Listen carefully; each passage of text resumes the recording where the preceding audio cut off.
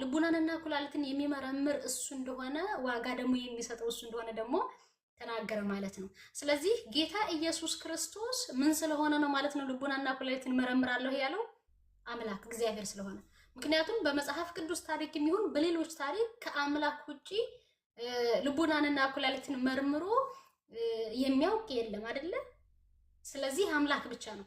ክርስቶስ ደግሞ ፍጡር መሆኑ ቀርቶ አምላክ ስለሆነ ምን አለ? ልቡናንና ኩላሊትን የሚመረምር እኔ አለ። ከዛ ደግሞ እንግዲህ ፈጣሪ ከሆነ ደግሞ ልቡናንና ኩላሊትን ይህ የሚመረምረው ደግሞ ምን ማድረግ አለበት? ደግሞ ይህ አምላክ መፍረድ ደግሞ አለበት። ፈራጅ አምላክ መሆን ደግሞ አለበት ማለት ነው። ይህንን ቅድም አንስቼላችሁ ነበር። እግዚአብሔር በምድር ይመጣልና በሰው ሁሉ ላይ ሊፈርድ በምድር ይመጣልና ብሎ ተናግሯል። እንግዲህ ነብዩ እግዚአብሔር ቅዱስ ኢሳይያስም መጽሐፈ ኢዮብንም አንስቼላችሁ ነበረ። መዝሙር ላይም አንስቼላችሁ ነበረ። እግዚአብሔር በምድር ላይ እንደሚመጣ ፍርድ ሊያደርግ እንደሚመጣ ተናግሯል። ይህንን ኮንቴክስት አይነት ደግሞ በሐዲስ ኪዳን ደግሞ ሲነገር ታገኙታላችሁ። ለክርስቶስ ይሰጥ ይህን የት ነው የምታገኙት? በዮሐንስ ራእይ ምዕራፍ 22 ቁጥር 11 እስከ 12 ስትመለከቱት ነው። ዮሐንስ ራእይ ምዕራፍ 11 ቁጥር 12ን ስትመለከቱ ወንድማችን ያወጣላችኋል። ምንድነው የሚለው? ጻድቁ ወደፊት ይጽደቅ ወይም ደግሞ ጽድቅን ያድርግ፣ ርኩሱም ደግሞ ወደፊት ይርከስ። እነሆ በቶሎ እመጣለሁ፣ ለእያንዳንዱ እንደ ስራው መጠን እከፍል ዘንድ ዋጋዬ ከኔ ጋር አለ እያለ ይናገራል። አያችሁ፣ መጀመሪያ በብሉይ ኪዳን ምን ብሎ ተነገረ? እግዚአብሔር በምድር ላይ ይመጣልና ሊፈርድ ይመጣልና ነው ያለው። እግዚአብሔር በምድር ላይ ፍርድ ሊያደርግ ሊፈርድ ይመጣልና ነው የተባለው። ከዛ ደግሞ ክርስቶስ ደግሞ ምን አለ በአዲስ ኪዳን? እነሆ በቶሎ እመጣለሁ፣ ለእያንዳንዱ እንደ ስራው መጠን እከፍል ዘንድ ዋጋዬ ከኔ ጋር አለ። ጻድቁም ወደፊት ጽድቅን ያድርግ፣ ርኩሱም ደግሞ ወደፊት ርኩሰትን ያድርግ ብሎ ተናገረ። ሊፈርድ ይመጣልና ተብሎ ተነገረ። ያ ሊፈርድ የሚመጣው ደግሞ ክርስቶስ መሆኑን ደግሞ ራሱ ነገረን ማለት ነው። ስለዚህ ልቡናና ኩላሊትን የሚመረምር ወይም የተሰወሩ የኛ የሆኑትን ነገሮች ውስጣችንን ሊያውቅ የሚችል ከዛ ደግሞ በእኛ ላይ ሊፈርድ ስልጣን ያለው አምላክ እንጂ ፍጡር ሊሆን አይችልም። ስለዚህ ወገኖቻችን እግዚአብሔር አምላካችን ክርስቶስ ፍጡር ነው የሚለው ሐሳባችሁ ውድቅ ሊሆን ነው ማለት ነው። ምክንያቱም መቼስ ነብይ የሆነ ወይም ደግሞ ፍጡር የሆነ ልቡናንና ኩላሊትን መመርመር አይችልም። ለምሳሌ ኤልያስ አለ። በመጽሐፍ ቅዱስ ታሪክ ብንወስደው ኤልያስ ልቡናንና ኩላሊትን አይመረምርም፣ ግን ነብይ ነው። ያለፈውን ሊሆን ያለውን ወደፊት ሊሆን ያለውን የሚሆነውን ደግሞ ይናገራሉ ነቢያት። ማን አምላክ አሳውቋቸው። ግን የኔን ልቦናና ኩላሊት መመርመር አይችሉም። ምክንያቱም የፍጡር ገደብ አለው። አምላክ ደግሞ የራሱ የሆነ ባህሪ ያለው ሁሉን ማወቅ ሁሉን መመርመር የሚችለው እግዚአብሔር ብቻ ነው በባህሪ። የሰው ልጅ ሁሉን ማወቅ ሁሉን መመርመር አይችልም። ከምድር በታች ከሰማይ በታች ያለውን ከምድር በላይ ያለውን ሊሆን ይችላል። በተፈጥሮ ግን ወይም ደግሞ በባህሪ ግን የኔን የልቦናዬን የውስጤን መመርመር ማወቅ ግን አይችልም። ምን ስለሆነ? ፍጡሩ ስለሆነ። እንደገና ደግሞ ሌሎችን ነቢያት ማንሳት ትችላላችሁ። እየሆነ ያለውን ያለፈውን ወደፊት ደግሞ ሊሆን ያለውን በትንቢት መነጽር ሊናገሩ ይችላሉ። የሰውን ልቦናና ኩላሊት መርምረው አውቀው ግን አይናገሩ። ቀጥሎም ደግሞ ፍርድንም አይሰጡ። ለምን ካላችሁ እነሱ ራሳቸው ፍርድ የሚሰጣቸው ፍጡራን ስለሆነ። ሐዋርያው ቅዱስ ጳውሎስም ይናገራል፣ ሁላችን በክርስቶስ ወንበር ፊት ልንገለጥ ይገባናልና ብሎ ተናግሯል በመልእክቱ። ለምን ካላችሁ እንግዲህ ፍርድን ለመቀበል ነው። በጢሞቴዎስ ልጁ በአንደኛ ጢሞቴዎስ መልእክቱ ምዕራፍ 4 ላይ ሄዳችሁ ትመለከቱ። ሐዋርያው ቅዱስ ጳውሎስ ምን እያለ ይናገራል? ሩጫዬን ፈጽሜያለሁኝ፣ ጨርሻለሁኝ፣ ሃይማኖቴን ጠብቄያለሁ። ከዛ ደግሞ ወደፊት ደግሞ የድል አክሊል ይጠብቀኛል። ከዛ ደግሞ የድል አክሊሉን ደግሞ የሚሰጠው ማን ነው ብሎ ያስቀምጠዋል? ክርስቶስ ነው ብሎ ያስቀምጠዋል። እንዴት ነው ፍጡር ለፍጡር የድል አክሊል ሊያቀዳጅ የሚችለው? አይችልም። እንደናንተ ሐሳብ ነው እንግዲህ ከወሰድ ነው። ግን እግዚአብሔር አምላካችን ክርስቶስ ፍጡር ስላልሆነ ፈጣሪ ስለሆነ ፍጡር ለሆነው ለሐዋርያው ለቅዱስ ጳውሎስ ምን እንደሚሰጠው ተናገረ ማለት ነው። ቅዱስ ጳውሎስ የድል አክሊል እንደሚያቀዳጀው ተናገረ። ወደፊት ደግሞ ለኔ ብቻ ደግሞ አይደለም በዚህ መንገድ ለሚያልፉት ነው እንጂ ያለ ደግሞ ይናገራል። ስለዚህ እግዚአብሔር አምላካችን ክርስቶስ ምንድነው ማለት ነው? ፈራጅ አምላክ ነው። መጀመሪያ ምን አለ? ሁላችን በክርስቶስ ወንበር በፍርድ ወንበር ፊት ልንገለጥ ይገባናል አለ። ፈራጅ ማን ነው ደግሞ? አሁንም እየተናገረ ያለው ሐዋርያው ቅዱስ ጳውሎስ አምላክ ስለሆነ ነው የሚፈርደው ክርስቶስን ያስቀመጠው። እሱ ብቻ አይደለም፣ ባሪያ ሊኖረው አይችልም። እንዴት ካላችሁኝ አይደለም በአምላክና በፍጡር መካከል ይቅርና አይደለም በአምላክና በፍጡር መካከል ይቅርና በፍጡር መካከል እንኳን ራሱ ባሪያ ሊኖረው አይችልም። እኔ ባሪያ ከሆንኩኝ ለምሳሌ የሲሳይ ባሪያ ከሆንኩኝ እኔ በገንዘቡ ከገዛኝ ሌላ ባሪያ የለኝም እኔ። ምክንያቱም እኔ ራሴ ባሪያ ነኛ፣ ነፃ ያልወጣሁ ባሪያ ነኝ። ተረዳችሁ? ጌታ እግዚአብሔር አምላካችን ክርስቶስ ግን ባሮች እንዳሉትኝ የራሳቸው ይናገራሉ።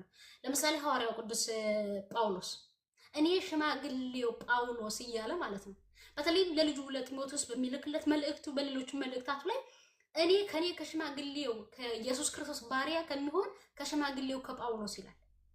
ቅዱስ ጴጥሮስም እንደዛው በአንደኛ ጴጥሮስ መልእክቱ ላይ የመጀመሪያው ሁለተኛው ምዕራፍ ስታዩትኝ ምዕራፍ 2 ላይ ስታዩትኝ የኢየሱስ ክርስቶስ ባሪያ ከሚሆን ከሽማግሌው ከጴጥሮስ እያለ መልእክቱን ይልካል። ቅዱስ ዮሐንስንም ውሰዱት። ቅዱስ ዮሐንስ ወንጌላዊም እንደዛው አንደኛ ዮሐንስ መልእክቱን ሁለተኛ ዮሐንስ መልእክቱን ደግሞ ሲናገር ምን ይላል? ከኢየሱስ ክርስቶስ ባሪያ ከሚሆን ከዮሐንስ። አያችሁ? የኢየሱስ ክርስቶስ ባሪያ ከሚሆን ከዮሐንስ ከሽማግሌው ይላል። እሱ ብቻ አይደለም። በይሁዳ መልእክቱ ሐዋርያው ቅዱስ ይሁዳ ማለት እንግዲህ ጌታ ኢየሱስ ክርስቶስን በ30 ብር አሳልፎ የሰጠው እንዳይመስላችሁ። አብዛኞቻችን ይሁዳ ስንል ሐሳባችን የሚመጣው እሱ ስለሆነ አይደለም። በማርቆስ ወንጌል ምዕራፍ 6 ላይ የተጠቀሱትኝ እነ ዮሳ እነ ያዕቆብ የተባሉት የማርያም ልጆች ተብለው ከተጠቀሱት መካከል አንዱ እሱ ነው፣ ይሁዳ ነው። እና በይሁዳ መልእክቱ ምዕራፍ 1 ላይ አንዲት ምዕራፍ ያላት መጽሐፍ ነው የላከው ወይም ደግሞ የጻፈልን። በዚያች መጽሐፉ ላይ ምን ብሎ ይናገራል? የመጀመሪያው ላይ ሲገባ ምዕራፍ 1 ስታዩትኝ የኢየሱስ ክርስቶስ ባሪያ ከሚሆን ከያዕቆብ ወንድም ይሁዳ እያለ ይጠቅሳል። ማንን ነው ባሪያ የሚለው? ራሱን ነው፣ ራሱን። ስለዚህ ባሮች ያለው እንግዲህ ጌታ ነው እንጂ ባሪያ ሊኖረው አይችልም። ቁርአንም ላይ እንኳን ብንመለከት ለምሳሌ በሱረቱ መርየም ምዕራፍ 19 ላይ ሄዳችሁ ብታዩትኝ ከ30 ጀምራችሁ ተመልከቱትኝ። ከፍ ብላችሁ አንብቡት። 17 ላይ ስትመለከቱትኝ ስለ መርየምና ስለ ዒሳ ነው የሚናገረው ታሪኩን ስታዩት ማለት ነው። ታዲያ ከ30 ጀምራችሁ ዝቅ ብላችሁ ስትመለከቱትኝ ራሱ ዒሳ ምን ብሎ ይናገራል? በዚህ አጋጣሚ ቁርአን ላይ ያለው ዒሳና ጌታ ኢየሱስ ክርስቶስ አንድ ስላልሆኑ በዚህ አጋጣሚ እንድታውቁልኝ ይፈልጋለሁ። እዛ ላይ ምን ብሎ ይናገራል? ነብይ አድርጎኛል፣ ከዛሳ መጽሐፍ ሰጥቶኛል፣ ባሪያ ነኝ እያለ ይናገራል። የአላህ ባሪያ ነኝ እያለ ራሱን ይናገራል። እንግዲህ በፍጥረት ዓለም እንኳን ከተመለከትን እንኳን በአምላክ ደረጃ ቀደም እንዳልኳችሁ በፍጥረት ዓለም እንኳን ከተመለከትን ባሪያ ሊኖር አይችልም። ምክንያቱም ራሱ ነፃ ያልወጣ ባሪያ ስለሆነ። ጌታ ኢየሱስ ክርስቶስ ምንድነው ግን ባሮች ያሉት ጌታ ነው። ይህንን ደግሞ ባሮቹ ራሳቸው መሰከሩለት። አንድ ሰው ብቻ አይደለም ባሪያ ነኝ ያለው፣ ዮሐንስ ብቻ አይደለም፣ ጳውሎስም ባሪያ ነኝ ይላል፣ የክርስቶስ ባሪያ ነኝ ይላል። ጳውሎስ ብቻ አይደለም፣ ዮሐንስም ራሱ ይላል። እንደገና እሱም ብቻ አይደለም፣ ይሁዳም ይላል። ያዕቆብ ራሱ ቅዱስ ያዕቆብም ራሱ በመልእክቱ ላይ የኢየሱስ ክርስቶስ ባሪያ ከሚሆን እያለ ደግሞ ይናገራል። ስለዚህ ባሮች ያሉትኝ ጌታ እንጂ ባሮች ያሉት ባሪያ የለም። ስለዚህ ጌታ አምላካችን ባሮች የኖሩት ምንድነው ማለት ነው? አምላክ ስለሆነ ወይም ደግሞ ፈራጅ ስለሆነ። እሱ ብቻ አይደለም፣ መልአኬን እልካለሁ ደግሞ እያለ ይናገራል ጌታ አምላካችን ክርስቶስ። በዮሐንስ ራእይ ላይ ሄዳችሁ ስትመለከቱኝ መልአኬን ደግሞ እልካለሁ ይላል። እንግዲህ በፍጥረት ደረጃ እንኳን ስትመለከቱ ወይ በነቢያት ደረጃ እንኳን ስትመለከቱ አንድ ነቢይ መልአኬን ብሎ የተናገረ ነቢይ አታገኙም ከክርስቶስ ውጭ ማለት ነው። ወይም ደግሞ ከፍጡር ደረጃ መልአኬን እያለ ልካለሁኝ መልአኬን እያለ የሚናገር የለም። ያ ማለት ግን መላእክት ለኛ አልተሰጡንም አይደለም፣ አይራዱንም አይደለም። ምክንያቱም በዕብራውያን መልእክቱ ላይ ሐዋርያው ቅዱስ ጳውሎስ በዕብራውያን መልእክቱ ምዕራፍ 1 ቁጥር 7 ላይ ጀምራችሁ ስትመለከቱትኝ የሰው ልጆች መንግስተ ሰማያትን እንድንወርስ የሚራዱ መናፍስት አይደሉምን እያለ ይናገራል። አይራዱንም አላልኳችሁም። ወይም ደግሞ የኛን ጸሎት ወደ እግዚአብሔር አያደርሱም፣ የእግዚአብሔርን ሐሳብ ደግሞ ወደኛ ያመጡ ማለት አይደለም። መጽሐፍ ቅዱስ ላይ እንደሚላላኩ ይናገራል። ግን ደግሞ የሚልካቸው ደግሞ ምን አላቸው? አስገኛላቸው። ስለዚህ ክርስቶስ ምን ይላል? መልአኬን ደግሞ እልካለሁኝ እያለ ይናገራል። መልአክ ያለው ምንድነው? መልአክ ነው። ማነው? አምላክ ነው።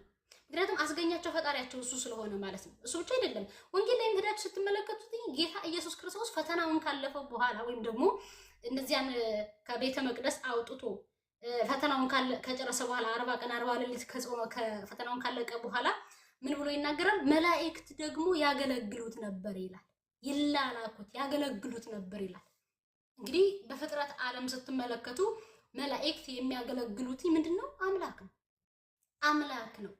መላእክት ስራቸው ምንድነው? እግዚአብሔርን ማገልገል። ሂዱ ይህንን አጥፉ ሲላቸው የሚያጠፉ፣ ሂዱ እንደዚህ ምህረት አድርጉ ሲላቸው የሚያደርጉ፣ ሂዱ እንደዚህ አድርጋችሁ ደግሞ እገሌን ታደጉ ሲላቸው የሚታደጉ እነሱ ናቸው። አልፎም ተርፎም ደግሞ ምግባቸው ምስጋና ነው፣ ወይም ስራቸው ምስጋና ነው፣ ወይም ደግሞ እረፍታቸው ደግሞ ምስጋና ነው። ምክንያቱም መላእክት የሚበላ የሚጠጣ አካል ስለሌላቸው እረፍታቸውም ሆነ ስራቸው ምስጋና ነው። ቅዱስ ቅዱስ ቅዱስ እግዚአብሔር ዘይመውት እያሉ የሚያመሰግኑት እነሱ ናቸው። ስለዚህ ምንድናቸው ማለት ነው? መናፍስት ወይም ደግሞ መላእክት ምንድናቸው ማለት ነው? የአምላክ አገልጋዮች ተብለው በመጽሐፍ ቅዱስ ታሪክ ተጠቅሷል በብዙ። ታዲያ በአዲስ ኪዳን ላይ ደግሞ ምን ብሎ ተነገረ? ክርስቶስን መላእክት ደግሞ ያገለግሉት ነበር።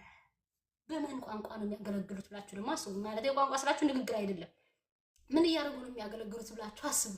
መቼስ ውሃ አምጡልኝ ሲላቸው ውሃ እያቀበሉትኝ፣ እንጨት አቀብሉኝ አይደለም መቼስ አይደለም። እሱ በአምላክና በፍጡር መታዘዝ እንግዲህ ምን ሊኖር እንደሚችል አስቡ። ስለዚህ እግዚአብሔር አምላካችን ክርስቶስ በብሉይ ኪዳን ልቡናንና ኩላሊትን ይመረምራል ተብሎ የተነገረለት እግዚአብሔር በመዝሙር 7 ቁጥር 9 ላይ፣ በአዲስ ኪዳን ላይ ስትመጡ ደግሞ በዮሐንስ ራእይ ምዕራፍ 2:49 ጀምራችሁ ስታገኙት ክርስቶስ ደግሞ ልቡናንና ኩላሊትን ይመረምራል ብሎ ይናገራል። እግዚአብሔር ፍርድ ሊያደርግ በምድር ይመጣልና ተብሎ በብሉይ ኪዳን ተነገረ። ክርስቶስ ደግሞ ያ ይመጣል የተባለው እኔ ነኝ ብሎ ደግሞ በዮሐንስ ራእይ ምዕራፍ 11 ቁጥር 12 ላይ ለእያንዳንዱ እንደ ስራው መጠን እንደሚከፍለን ደግሞ ይነግረናል። አያችሁ፣ እሱ ብቻ አይደለም፣ ነቢያትን ሐዋርያትን የሚልካቸው ደግሞ ክርስቶስ እንደሆነ ራሱ ይናገራል። ነቢያትንና ሐዋርያትና ነቢያትና ሊቃውንትን እልካለሁ፣ በየምኩራብ ቤቶቻቸው ደግሞ ያወጧቸዋል፣ ይገርፏቸዋል፣ ይገድሏቸዋል ብሎ ደግሞ ተናግሯል። ነቢያትን ሐዋርያትን የሚልክ እሱ ነው። ሐዋርያው ቅዱስ ጳውሎስም ራሱ ጸጋ ለብዙ ሰው እንደተሰጠ ልዩ ጸጋ እንደተሰጠ ለብዙ ሰው፣ ለአንዳንዶች ነቢይ እንደተደረጉ፣ ለአንዳንዶች ሐዋርያ እንደተደረጉ፣ አያችሁ ትንቢትን የሚናገሩ እንደተደረጉ ይናገራል። ከዛ መካከል ግን ነቢያትም ሐዋርያትም የሚያደርጋቸው ክርስቶስ እንደሆነ በአጭር ቃል አስቀምጦታል። እንግዲህ ነቢያትን ሐዋርያትን ሊልክ የሚችለው ወይም አንዱን ነቢይ አንዱን ሐዋርያ ማድረግ የሚችለው አምላክ ብቻ እንጂ ፍጡር አይደለም። ስለዚህ ወገኖቻችን ክርስቶስን ሰው በመሆኑ ብቻ ወይም ደግሞ የኛን ስጋ በመልበሱ ብቻ ተነስተው ምን አሉ ማለት ነው? ፍጡር ነው አሉት። ሰው መባል በራሱ ፍጡር አይደለም። በነገራችሁ ላይ ፍጡር የሚለውን ቃል ባለማወቃቸው ነው። ለምሳሌ ፍጡር ሊያሰኝ የሚችለው በምንድን ነው ካላችሁ፣ ካለመኖር ወደ መኖር የመጣ እንደሆነ ነው። ለምሳሌ ቅዱስ ታጋሽ የሆነው ኢዮብን እግዚአብሔር አምላካችን በቁስል ከመታው በኋላ ከዛ መጥቶ ሲያናገረው እግዚአብሔር አምላካችን ቃል በቃል ሲነጋገር ተራሮች ሳይወለዱ አንተ የት ነበርክ ይለዋል። ተራሮች ሳይፈጠሩ አንተ የት ነበርክ ይለዋል። ማንን? ቅዱሱን ማለት ነው፣ ኢዮብን። እግዚአብሔር ነው እንደዛ የሚለው። ነበርክ ወይ እያለ ይጠይቀዋል። የለም። እንግዲህ ተራሮች ሲፈጠሩ ሰማይ ምድር ሲዘረጉ በዛን ጊዜ ኢዮብ አልነበረም። ስለዚህ ኢዮብ ምንድነው ይባላል? ፍጡር ይባላል። ምክንያቱም ካለመኖር ወደ መኖር ስለመጣ፣ ምንም የነበረ ወደ ምንምነት ስለመጣ ማለት ነው። ክርስቶስን ግን ይህ ቃል ለሱ አይገባም፣ ወይም ሰው መሆኑ ብቻ ፍጡር አያሰኘውም። ሰው መሆን በራሱ ፍጡር አያሰኝም። በነገራችሁ ላይ ክርስቶስ ሰው መሆኑ ፍጡር አያሰኘውም። ፍጡር ማለት ምን ማለት ነው ብያችኋለሁ? ካለመኖር ወደ መኖር የመጣ ነው። ክርስቶስ ደግሞ ካለመኖር ወደ መኖር የመጣ ስላልሆነ ፍጡር ሊባል አይችልም። እንዴት ካልን ለምሳሌ በዮሐንስ ወንጌል ምዕራፍ 8 ላይ ሄዳችሁ ስትመለከቱትኝ ምን እያለ ይናገራል? እኔ ከሰማይ መጥቻለሁ ይላል። እኔ ከሰማይ መጥቻለሁኝ፣ ከሰማይ የወረድኩኝ ደግሞ እንጀራ ነኝ ደግሞ እያለ በዮሐንስ ወንጌል ምዕራፍ 6 ላይ ደግሞ ይናገራል ራሱ። እኔ ከሰማይ መጥቻለሁኝ፣ እኔ የምናገረው ከሰማይ ነው፣ እናንተ የምትናገሩት ግን ከምድር ነው እያለ ደግሞ ይናገራል። እንግዲህ ከሰማይ መምጣት የሚችለው አምላክ ነው እንጂ ሰው አይደለም። ከዛ ደግሞ በዮሐንስ ወንጌል ምዕራፍ 3 ላይ ሄዳችሁ ደግሞ ስትመለከቱትኝ ከሰማይ ከወረደ በቀር ወደ ሰማይ የወጣ የለም ብሎ ደግሞ ይናገራል። እርሱም ደግሞ የሰው ልጅ ነው ብሎ ያስቀምጣል። ክርስቶስ እንግዲህ ራሱን ሲገልጥ ብዙ ጊዜ አይታችሁ ከሆነ እኔ ክርስቶስ እያለ አይናገርም ነበር። እኔ ክርስቶስ ብሎ የተናገረባቸው ቃላት መጽሐፍ ቅዱስ ላይ ከተመለከታችሁ በታሪክ ጥቂቶች ናቸው። አብዛኛውን ግን ራሱን የሰው ልጅ እያለ ነው የሚጠቅሰው። ለምሳሌ ማቴዎስ ወንጌል ምዕራፍ 16 18 ሄዳችሁ ብትመለከቱ ሰዎች የሰው ልጅ ማን ይሉታል ብሎ ሐዋርያትን ይጠይቃቸው ነበር። ማን ሰዎች የሰው ልጅ። ክርስቶስ ራሱ ማን እያለ ነበር ይጠቅስ የነበረው? የሰው ልጅ ነበር። ስለዚህ ምን እያለ ተናገረ ማለት ነው? ከሰማይ ከወረደ በቀር ወደ ሰማይ እየወጣ የለም፣ እሱም ደግሞ ማን አለ? የሰው ልጅ ነው አለ። ማን ነው የሰው ልጅ ያለው? ራሱ ክርስቶስን። ሙስሊም ወገኖቻችን እንደውም ይችን ቃል ያነሱና አይ ይሄ እኮ ታዲያ እንደ ሌሎችም ላይ እኮ ተደርጓል ይላሉ። ለምሳሌ ብለው ከሚያነሱት ነብዩ እግዚአብሔር ቅዱስ ኤልያስ ነው። ኤልያስ ወደ ሰማይ ወጥቷል ይላሉ። እዚህ ጋር ግን ልጠይቃቸው፣ ክርስቶስ ያለው ምንድነው? ከሰማይ ከወረደ በቀር ወደ ሰማይ የወጣ የለም፣ እሱ የሰው ልጅ ነው። ኤልያስ ወደ ሰማይ ወጥቷል አይደለም? ግን ኤልያስ ከሰማይ ነው የመጣው? እዚህ ነው ዋናው ነገር። የክርስቶስና የቅዱስ ኤልያስ ልዩነት እዚህ ጋር ነው። ክርስቶስ ወደ ሰማይ ቢወጣ ከሰማይ ነው የመጣው። ኤልያስ ግን ወደ ሰማይ ቢወጣ ከሰማይ አልመጣም። እንደኛ ከምድር የተገኘ ምድራዊ ሰው ነው ማለት ነው። ክርስቶስ ግን ምንድን አለ? ከሰማይ ከወረደ በቀር ወደ ሰማይ የወጣ የለም፣ እሱ የሰው ልጅ ነው ማለት። ከዛ ምን አለ? እኔ ከሰማይ ደግሞ መጥቻለሁኝ፣ ከሰማይ ወርጄ የመጣሁ እንጀራ ነኝ እያለ ደግሞ ይናገራል ማለት ነው። ስለዚህ ሰማያዊ የሆነ ከሰማይ የመጣ እንደገና ወደ ሰማይ ሊወጣ የሚችለው ምንድን መሆን አለበት ማለት ነው? አምላክ መሆን አለበት። ፍጡር ሊሆን አይችልም ማለት ነው። ስለዚህ ፍጡር የምንለው ካለመኖር ወደ መኖር የመጣ ነው እንጂ መጀመሪያ የነበረ ቆይቶ እንደገና ደግሞ የሚኖር አይደለም። ክርስቶስ ደግሞ ምንድን ነበረ ማለት? መጀመሪያም ነበር። ዮሐንስ ወንጌል ምዕራፍ 1 ላይ ሄደን ስንመለከት ሁሌም የምንናገረው ቃል ወገኖቻችንም ቋቅ አስተሚላቸው የምንናገረው ምንድን ነው? በመጀመሪያ ቃል ነበረ፣ ቃልም በእግዚአብሔር ዘንድ ነበረ፣ ቃልም እግዚአብሔር ነበረ፣ ሁሉ በእርሱ ሆነ፣ ከሆነሱ እንኳ አንዳች የሆነ የለም። በማን? በቃል ሁሉ በእርሱ ሆኗል። መጀመሪያ ምን ነበረ ማለት ነው? ቃልም አስቀድሞ ነበረ ማለት ነው። ስለዚህ ክርስቶስ ካለመኖር ወደ መኖር የመጣ ፍጡር ሳይሆን መጀመሪያውንም የነበረ በኋላም ደግሞ የሚኖር ነው ማለት ነው። አሁንም ደግሞ በዮሐንስ ራእይ ምዕራፍ 1:8 ሄዳችሁ ስትመለከቱት አልፋ ኦሜጋ ያለውና የነበረው መጀመሪያም እና መጨረሻ እሱ እንደሆነ ይናገራል። የሰው ልጅ መጀመሪያ ነበርኩ እንደገና እስከ መጨረሻው መኖራለሁ ማለት አይችልም መቼስ አይደለም፣ ካለመኖር ወደ መኖር ስለመጣ። ክርስቶስ ግን ቀድሞም የነበረ ስለሆነ ምን አለ ማለት ነው? መጀመሪያውና መጨረሻው አልፋና ኦሜጋ አምላክ እኔ ነኝ ብሎ ተናገረ። መጀመሪያ የሌለው መጀመሪያ፣ መጨረሻ የሌለው መጨረሻ። አልፋ ኦሜጋ ማለት አልፋ መጀመሪያ ነው፣ ኦሜጋ ማለት መጨረሻ ነው። አያችሁ፣ መጀመሪያውን ያስጀመረ መጨረሻውን ደግሞ አሳልፎ የሚኖር ክርስቶስ ነው። ታዲያ ይህንን ደግሞ ምን ማለት አንችልም? ፍጡር ማለት አንችልም። ፍጡር ማለት አንችልም። ከዛ ደግሞ ሁሉን አስገኝ እንደሆነ ደግሞ ሐዋርያትም ይናገሩበታል። ለምሳሌ ሐዋርያው ቅዱስ ጳውሎስ ምን ብሎ ይናገራል? በቆላስይስ መልእክቱ ምዕራፍ 1 ከቁጥር 14 ጀምራችሁ ስትመለከቱትኝ ሰማይ ምድር፣ ከሰማይ በታች ከምድር በላይ ያሉትም ሁሉ ስልጣናትም ሁሉ አለቅነትም ሁሉ በእርሱና ለእርሱ ተፈጥረዋል፣ ሁሉ በእርሱ ተጋጥሟል፣ እሱ ደግሞ ከሙታንም ደግሞ በኩር ነው ብሎ ደግሞ ይናገራል። አስቡት፣ ከሰማይ በታች ከምድር በላይ ያሉት ሁሉ ፍጥረቶች አለቅነትም ሁሉ ነው የሚለው። አለቅነት መላእክትንም ጨምሮ ነው ማለት ነው። አያችሁ፣ ክርስቶስ ምንድነው አለ? ፈጣሪ ነው አለ። እንግዲህ አለቅነትን ማስገኘት የሚችለው ከሰማይ በታች ከምድር በታች ያሉትን ሁሉ ፍጥረታትን ማስገኘት የሚችለው አምላክ እንጂ ፍጡር አይደለም። ፍጡር አይደለም። አሁንም ሐዋርያው ቅዱስ ጳውሎስ በዚህ በኤፌሶን መልእክቱ ምዕራፍ 2 ላይ የመጨረሻውን ሄዳችሁ ትመለከቱትኝ ምን ብሎ ይናገራል? የመጨረሻው ምዕራፍ ላይ ሁላችን መልካሙን ለማድረግ ሁላችን በኢየሱስ ክርስቶስ ተፈጠርን ይላል። መልካሙን ሁሉ ለማድረግ እኛ ሁላችን በኢየሱስ ክርስቶስ ተፈጠርን። በማን? በኢየሱስ ክርስቶስ ተፈጠርን። አስቡት እንግዲህ ፍጡር ይፈጠራል እንጂ ፍጡር አይፈጥርም። ክርስቶስን ፍጡር ነው ካልነው ታዲያ እኛን እንዴት ሊፈጥረን ቻለ? ሐዋርያት እንዴት ፈጠረ ብለው ይናገሩለታል? መቼስ ሐዋርያት ከራሳቸው አንቅተው አፍልቀው አይናገሩም። እሱንም ክርስቶስ ነው ያለው። በነገስታት ፊት በምትሄዱ ጊዜ ስለምትናገሩት ቃል ምን አትበሉ፣ አትጨነቁ፣ እሱ ራሱ አባታችሁ የምትናገሩትን ይነግራችኋልና ብሎ ተናግሯል። ስለዚህ ሐዋርያት ከራሳቸው የሚናገሩት ነገር የለም ማለት ነው። ስለዚህ ምን አለ? መልካሙን ሁሉ ለማድረግ በኢየሱስ ክርስቶስ እኛ ሁላችን ተፈጠርን። በኤፌሶን መልእክቱ ምዕራፍ 2 ላይ ማለት ነው። እንዲህ ብሎ ተናገረ። አንዲት ቃል ብቻ ተናግሬ ልቋጭ፣ ወንድሜ መናገር ስላለበት ማለት ነው። አብዝቼባችኋለሁ። በእርግጥም ሐዋርያው ቅዱስ የዮሐንስን መልእክት ልስጣችሁና በሱ ልጨርስ። በዮሐንስ መልእክቱ ላይ ሐዋርያው ቅዱስ ዮሐንስ በአንደኛ ዮሐንስ መልእክቱ ምዕራፍ 5 ቁጥር 20 ላይ የእግዚአብሔርም ልጅ እንደመጣ ነው የሚለው። አያችሁ፣ ልቡና ሁሉ እንደተሰጠ እናውቅ ዘንድ የእግዚአብሔር ልጅ ምን እንደመጣ እያለ ይናገራል። እና ከዛ ይህ የእግዚአብሔር ልጅ እንደመጣ ብሎ የተናገረው ደግሞ ምንድነው? እግዚአብሔር አምላክ እንደሆነ ይናገራል። የተባረከ አምላክ ነው አሜን እያለ ሐዋርያው ቅዱስ ጳውሎስ እንደሚናገርለት ማለት ነው በሮሜ መልእክቱ ምዕራፍ 9 ቁጥር 5 ላይ እሷን ጥቅስ እስኪያወጣልንና እንጨርስ። ሲሴ አንደኛ ዮሐንስ መልእክት ምዕራፍ 5 ቁጥር 20 ላይ 5:20 አንደኛ ዮሐንስ መልእክት ምዕራፍ 5 ቁጥር 20 ላይ የእግዚአብሔር ልጅ እንደመጣ ልቡናን እንደሰጠን እናውቅ ዘንድ እያለ ይናገራልና እሱ ጋር ክፈትልኝ። አንደኛ ዮሐንስ ምዕራፍ 5 ቁጥር 20 ላይ እንደዚህ ይላል። ታያል እሺ የእግዚአብሔር ልጅ እንደመጣ እውነተኛም የሆነውን እናውቅ ዘንድ ልቦናን እንደሰጠን እናውቃለን። እውነተኛም በሆነው በእርሱ አለን። ማን ነው እውነተኛው? እርሱም ልጁ ኢየሱስ ክርስቶስ ነው።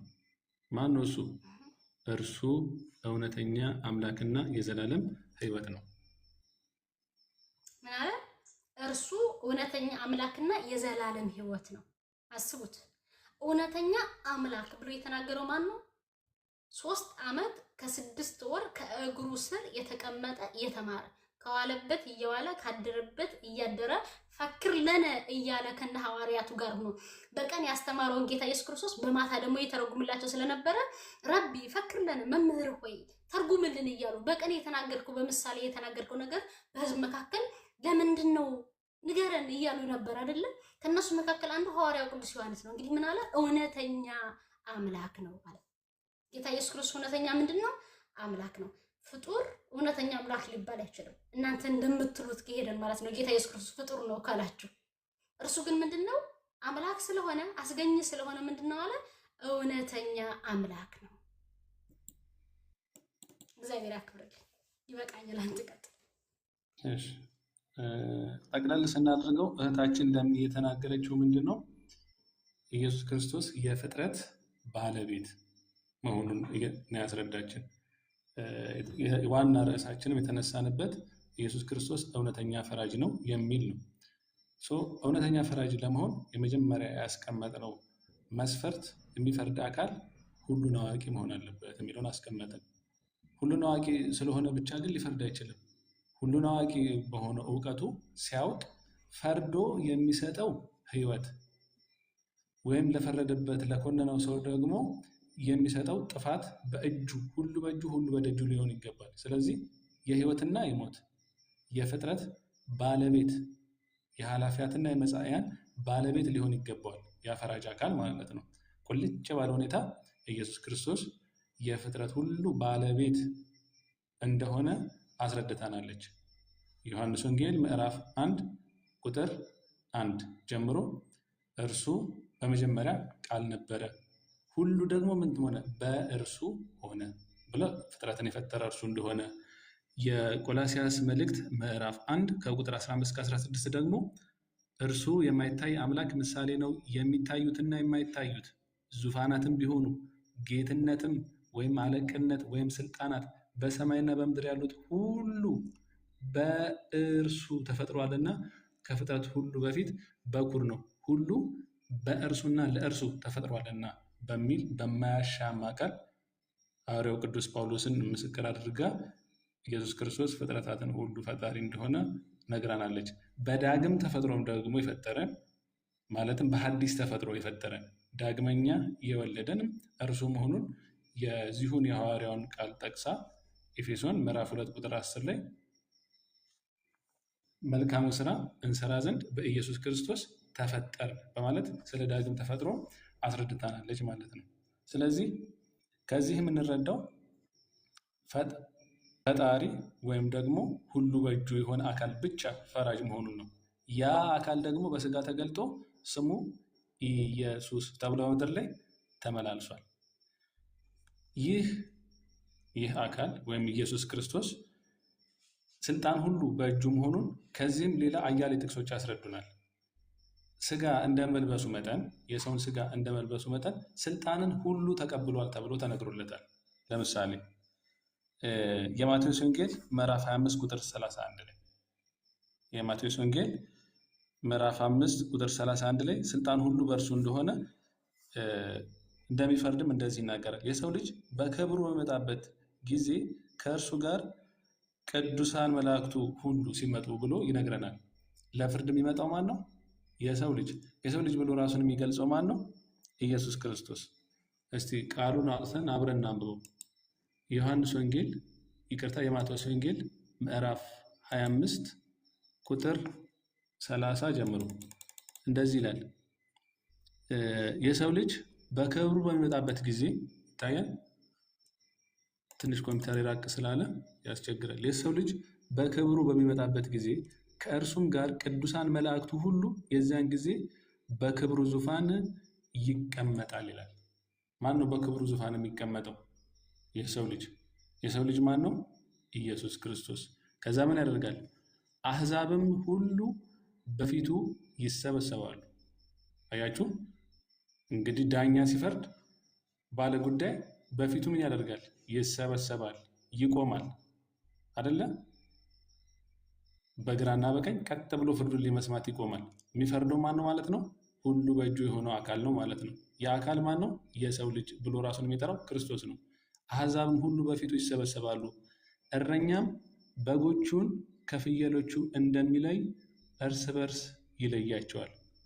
በጎቹን በቀኙ ፍየሎቹን በግራው ያቆማቸዋል በማለት በጻድቃን የተመሰሉ ፍየሎችን፣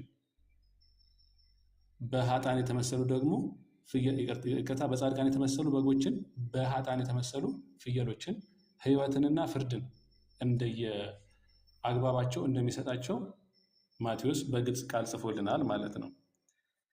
ይህን ቃል ራሱን ሕዝቅኤል 34 ቁጥር 17 ላይ እናገኘዋለን። አሁን ልብ በሉ፣ ሁለት ቃላትን እዚህ ጋር ያዙልኝ። አሕዛብ ሁሉ በፊቱ የሚሰበሰቡለት፣ ሁለተኛም በጎችን ከፍየሎቹ ይለያቸዋል ተብሎ የተገለጸው ማን ነው? ኢየሱስ ክርስቶስ አይደለም? ይህንን ቃል እግዚአብሔር በብሉይ ሥጋ ሳይለብስ እግዚአብሔር እንደዚህ አደርጋለሁ ብሎ ቃል በቃል ተናግሮታል። ትንቢተ ሕዝቅኤል ምዕራፍ 34 ቁጥር 17 ለመያዝም ቀላል ነው። 34 የ17 ግማሽ ነው። በዚህ አስታውሱት። ትንቢተ ሕዝቅኤል ምዕራፍ 34 ቁጥር 17 ጌታ እግዚአብሔር እንዲህ ይላል። ማን ነው እንዲህ ይላል ተብሎ የተነገረለት? ጌታ እግዚአብሔር ምን ይላል? እናንተም መንጋዬ ሆይ እነሆ በበግና በበግ መካከል፣ በአውራ በግና በአውራ መካከል፣ በአውራ ፍየልና በአውራ ፍየል መካከል እፈርዳለሁ። አያችሁ፣ በጎቹንና ፍየሎቹን እለያቸዋለሁ እያለ ያለው ማን ነው? እግዚአብሔር። በአዲስ ኪዳን መጥቶ ደግሞ በጎቹን በቀኙ ፍየሎቹን በግራው ያቆማል ተብሎ ይህ አካል ማን እንደሆነ ግልጽ ተደርጎልናል። ማን ነው? ኢየሱስ ክርስቶስ። ስለዚህ ስልጣን ሁሉ የእርሱ እንደሆነ አንዱ ምስክራችን ይህ ቃል ነው ማለት ነው። የቱ ቃል? የማቴዎስ ወንጌል ምዕራፍ 25 ቁጥር 31። ማስረጃዎችን እንጨምር። ማቴዎስ 16:27 ይህንን ሀሳብ የሚያጠናክርልን ቃል አለ። የሐዋርያው የቅዱስ ማቴዎስ ወንጌል ምዕራፍ 16 ቁጥር 27 ላይ ስለዚህ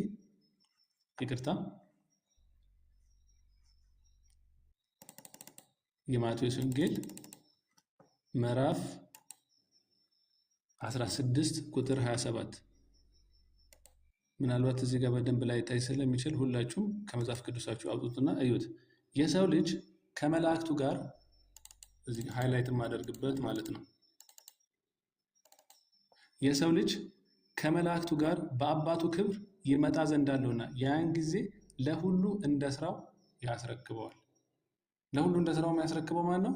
የሰው ልጅ ወይም ደግሞ ጌታችንና መድኃኒታችን ኢየሱስ ክርስቶስ ማለት ነው። ቅድም አንድ ቃል አይተን ነበረ። ዮሐንስ ራእይ ምዕራፍ 3 ቁጥር 5 ምን የሚል ቃል አለ? ድል ለነሳው በአባቴና በመላእክቱ ፊት ለስሙ እመሰክርለታለሁ ይላል። ኢየሱስ ክርስቶስ ድል ነሳው ሰው ይህችን ዓለም የኢየሱስ ክርስቶስን ስም ስንቅ አድርጎ ይህችን ዓለም ድል ለነሳ ከኃጢአት ለራቀ ሰው በአባቴና በመላእክቱ ፊት እመሰክርለታለሁ። መላእክቱ የማን ናቸው? የእግዚአብሔር አብ። እነዚህ ሆኑ የእግዚአብሔር አብ ያላቸውን መላእክቱን የራሱ መላእክት አድርጎ ቁጥር 27 የማቴዎስ ወንጌል ምዕራፍ 16 ቁጥር 27 ላይ የሰው ልጅ ከመላእክቱ ጋር አያችሁ፣ ከማን ጋር? ከመላእክቱ ጋር በመጣ ጊዜ በአባቱ ክብር ይመጣ ዘንድ አለው። ያን ጊዜም ለሁሉ እንደየስራው ያስረክበዋል ማለት የአብ ያላቸውን መላእክት የማን እንደሆኑ ገልጿል፣ የራሱ። ስለዚህ ከፍጥረት ወገን ማንም ቢሆን መላእክቱን የኔ ናቸው ብሎ ከመላእክቴ ጋር ስመጣ እፈርድላችኋለሁ ሊል የሚችል አለ? የለም። ከፍጥረት መካከል አህዛብ በሙሉ በፊቱ ይሰበሰቡለታል ተብሎ የተነገረለት አለ? የለም። ከፍጥረት መካከል በክብሩ ዙፋን አያችሁ፣ እዚህ ጋር 3 ቃላትን ቢያንስ ይዛችሁ ሂዱ። ማቴዎስ ወንጌል ምዕራፍ 25 ቁጥር 31 ላይ እንደተገለጸው የሰው ልጅ በምኑ ይመጣል ተብሎ በክብሩ ዙፋን። ማንም ከፍጥረታት መካከል በክብሩ ዙፋን ይመጣል ተብሎ የተገለጸለት የለም። ለሁሉ ለእያንዳንዱ እንደ ስራው ያስረክበዋል ተብሎ የተገለጸለት የለም። በጎችን በቀኙ ፍየሎችን በግራቸው ያቆማቸዋል ተብሎ የተገለጸለት የለም። ከቅዱሳን መላእክቱ ጋር ተብሎ መላእክቱ የእርሱ እንደሆነ የተገለጸለት አካል የለም። ስለዚህ ኢየሱስ ክርስቶስ ስልጣን ስላለው ፈራጅ ነው። አሁን ይህንን ስንናገር ለክርስቲያኖች ምናልባት ይህንን መናገር ምን ያስፈልጋል ብላችሁ ልጠይቁን ትችላላችሁ። ግን አንድ ቪዲዮ ላሰማችሁ። ሆኖ ጠይቆን ነበር። እናንተ ሙስሊሞች ክርስቶስ ኢየሱስ በመጨረሻው ዘመን ሊፈርድ እንደሚመጣ ታምናላችሁ ይሉናል። ይሰማል? ትንሽ ድምጽ ጨምርበት። እሺ ጨመር ላድርገው። ሙስሊሞች ክርስቶስ ኢየሱስ በመጨረሻው ዘመን ሊፈርድ እንደሚመጣ ታምናላችሁ ይሉናል። ታምናላችሁ? ምን አለ? እናንተ ሙስሊሞች ኢየሱስ ክርስቶስ በመጨረሻው ዘመን ሊፈርድ እንደሚመጣ ታምናላችሁ ይሉናል አለ። ታምናላችሁ ብሎ ይጠይቃል። እኛ ከጌታ አላህ ውጭ የሚፈርድ አለ ብለን አናምንም፣ ሊኖርም አይችልም። ዒሳ ዓለይሂ ሰላም በመጨረሻው ዘመን ወደዚህ ምድር መጥቶ እኛ ላይ የሚፈርደው ምን አዘዘን? ምን ከለከለ? መሰለን ምን ብሎ ነው የሚፈርድብኝ? እስቲ ዛሬ 2 ጥያቄዎችን ጠየቀን። አንደኛ ኢየሱስ ክርስቶስ እኛ ላይ ለመፍረድ ምን አዘዘን? ምን ከለከለን? የህግ አውጪው አካል ነው የሚፈርደው። አንድ ሰው ለመፍረድ የህግ አውጪ ወይም የህጉ ባለቤት መሆን አለበት አለ። ሁለተኛ ደግሞ በምን ስልጣኑ ነው? ምን ስልጣን ኖሮት ነው የሚፈርድብን አለ። መጽሐፍ ቅዱሳችን ግን በግልጽ የሰው ልጅ በክብሩ ዙፋን በሚመጣበት ጊዜ ይላል። የማቴዎስ ወንጌል ምዕራፍ 16 ቁጥር 27 ላይ በምኑ በሚመጣበት ጊዜ? በክብሩ ዙፋን ለእያንዳንዱ እንደ ስራው ያስረክበዋል። ስለዚህ በምን ስልጣኑ ነው የሚፈርድልን ማለት ነው? በአምላካዊ ስልጣኑ ማለት ነው። አምላካዊ ስልጣን ስላለው መፍረድ ይችላል።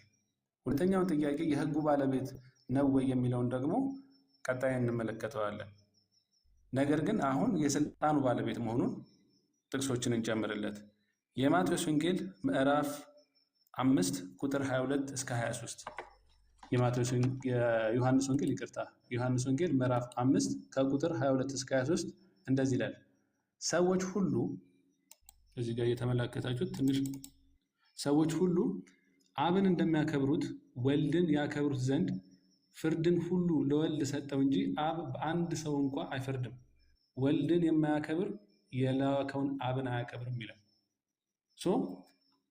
ወልድ የሚፈርደው ለምንድን ነው ብሎ ለሚጠይቀን ማንኛውም ሰው ይሄ ጥቅስ ምን ያህል መሰላችሁ? ሰዎች ሁሉ አብን እንደሚያከብሩት ወልድን ያከብሩት ዘንድ ነው። ማንን እንደሚያከብሩት? አብን እንደሚያከብሩት። ኢየሱስ ክርስቶስ እነሱ እንደሚናገሩት ሩቅ ብእሲ ወይም ደግሞ ሰው ብቻ ቢሆን ኖሮ አብን እንደሚያከብሩት ይከበራል ተብሎ እንዴት ይገለጻል?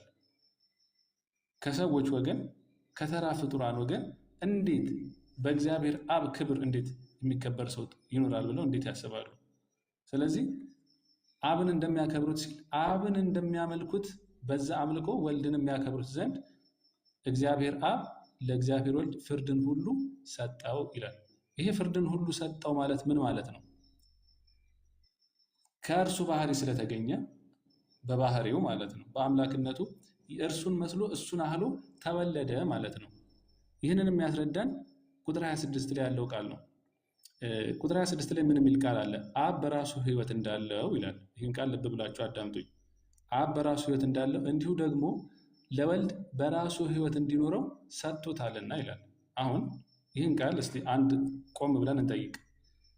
ለወልድ ሕይወትን ሰጥቶታልና ካለ ሕይወት ሳይኖረው ከተወለደ በኋላ ሕይወት እንዲኖረው ሰጠው ማለት ነው? አይደለም። ከመጀመሪያውም ኢኒሻሊም ሕያው ነው እግዚአብሔር ወልድ። ስለዚህ ሰጥቶታል የሚለው ቃል እግዚአብሔር ወልድ ከእግዚአብሔር አብ ሲገኝ ወይም ሲወለድ ሕይወት ያለው ሆኖ ተወለደ ማለት ነው። በራሱ ሕይወት ያለው ሆኖ ቅድመ ዓለም ይሄ ነው በማይባል ጊዜ፣ በማይነገርበት ጊዜ ምን ሆኖ ተወለደ? ሕይወት ያለው ሆኖ ተወልዷል ማለት ነው። ሰጠው የሚለው ቃል ምንን ያሳያል? ባህሪውን መስሎ መወለዱን ያሳያል ማለት ነው። እንደዚሁም ሁሉ ፍርድን ሁሉ ሰጥቶታልም ሲል ፍርድ ሁሉ በእጁ የሆነ መንግስት ሁሉ በእጁ የሆነ በባህሪው ከአብ ጋር አንድ የሆነ ሆኖ ተወልዷል ማለት ነው። ግልጽ ነው አይደለ? እንጂ ሰጥቶታል ሲባል ስልጣን የሌለው ሆኖ በኋላ ደግሞ ስልጣንን እንደዚህ እንደ ዕቃ አስረከበው ማለት አይደለም። እንደዛማ ከሆነ ሊተራሊ ከወሰነው ደግሞ ሰጠው ከተባለ እሱ ጋር የለም ማለት ነው። አብ ስልጣን አልባ ሆነ ማለት ነው፣ ሊተራሊ ከወሰነው ቃሉ። አያችሁት?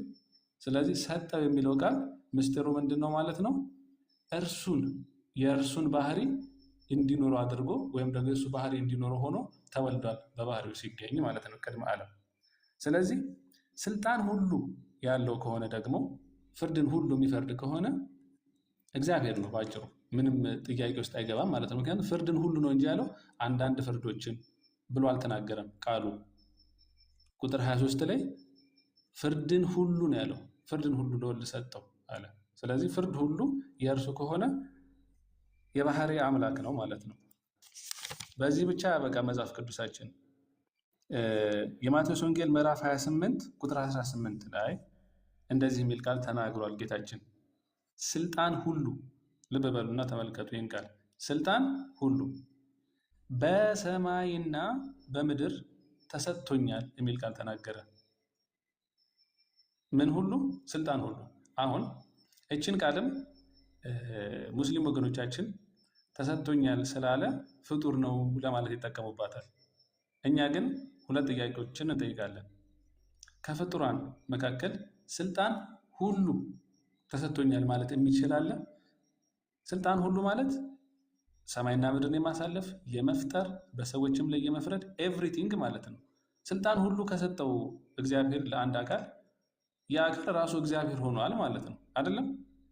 ስለዚህ አንድ ፍጡር ስልጣን ሁሉ ተሰጠኝ ብሎ መናገር አይችልም ማለት ነው።